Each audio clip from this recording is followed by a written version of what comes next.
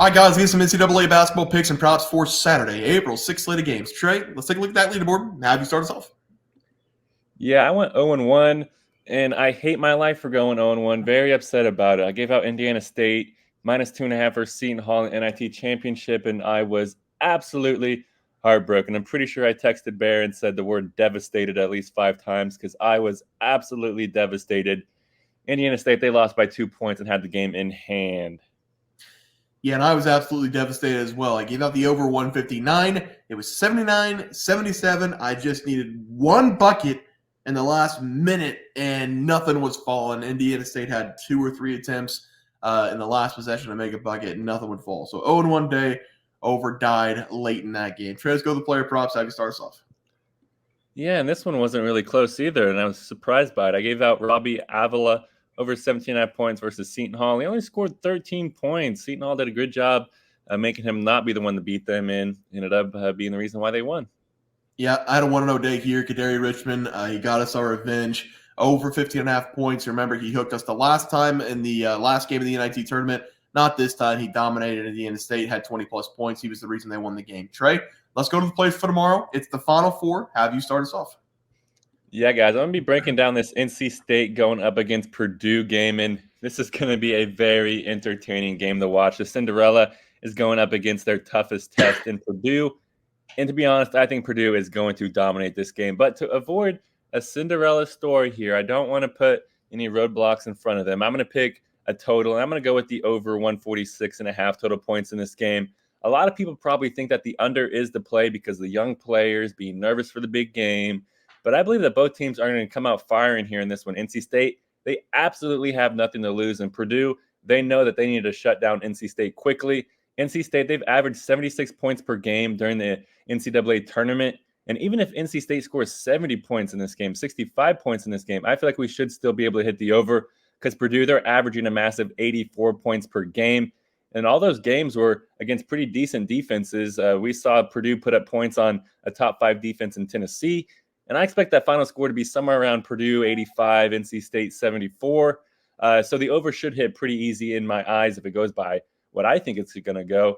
But the reason why I think that the over is the play is because neither team turns the ball over, and both teams can offensive rebound the crap out of the basketball. So we should see both teams get some extra opportunities throughout this game without having to give the ball away. So the points should come in steadily throughout this one. And I believe that Purdue should control this game. If you want a game pick, like I said, Purdue's going to win pretty big. But I believe there's also going to be a bunch of points in this game. Give me the over 146.5 total points in the NC State versus Purdue game. Yep, Trey, love the play there from you. For my play today, we're going to be looking at the other NCAA Final Four game, looking at the UConn Huskies going up against the Alabama Crimson Tide. I'm going to get out in front of this because everybody in the comment section is going to hate me. I think UConn is the best team we maybe have ever seen in college basketball over the stretch of 2 years. Not just the regular season, but what they've been doing in the tournament over the last 2 years, winning their games by an average of double-digit points per game is insane. They've won like 6 of the, last 10 games by 15-plus points in the NCAA tournament. And now they have to go against Alabama, and they're laying 11.5 points against the number 1 scoring team in the country. This is going to be a numbers game for me, and I'm sorry for everybody out there. I know betting against UConn is one of the dumbest things you can do, but I've got to take the numbers in this game. Alabama, if they're making their shots, will give UConn a run for their money in this game. Notice how I said if they make their shots. They probably have to shoot between 30 and 43-point attempts, make between 12 and 15 of them to stay competitive in this game. And the crazy thing is, that's what they've been doing all season long for the most part. Because of that, I've got to take Alabama here, getting the double-digit points plus 11.5.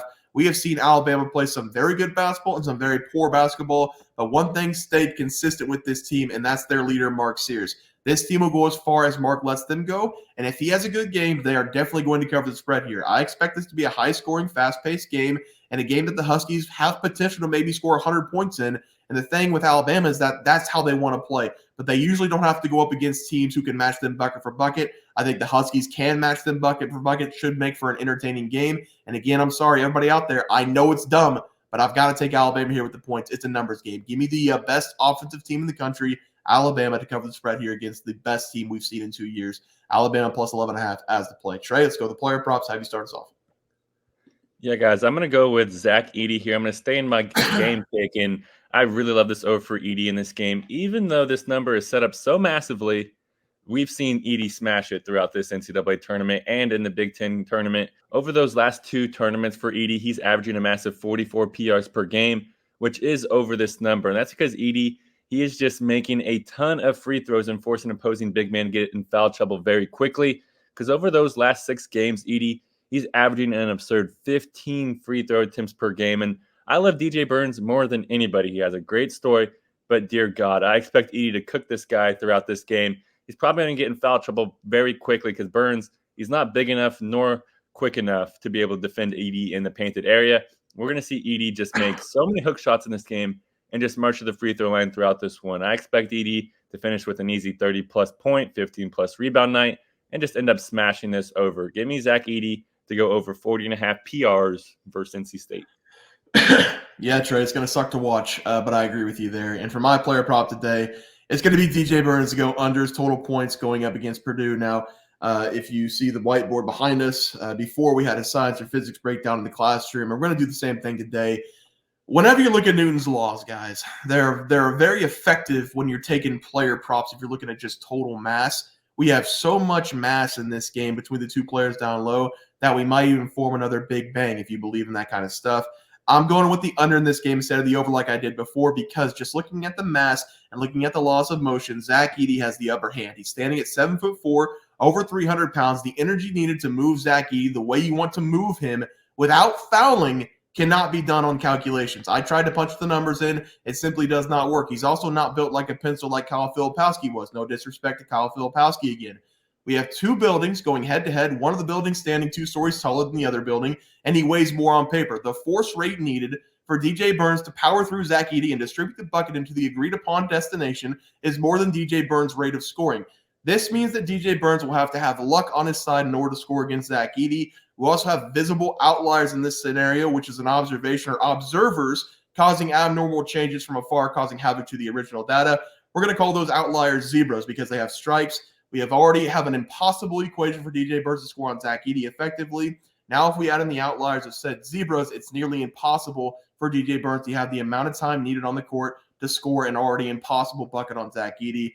From the calculations from what I've seen over the NCAA tournament already, I've reached the conclusion DJ Burns is going to have 5 fouls. He's going to foul out 21 minutes of game action, 9 points, only 4 of which is scored on Zach Edey. Give me DJ Burns here under the points as the play.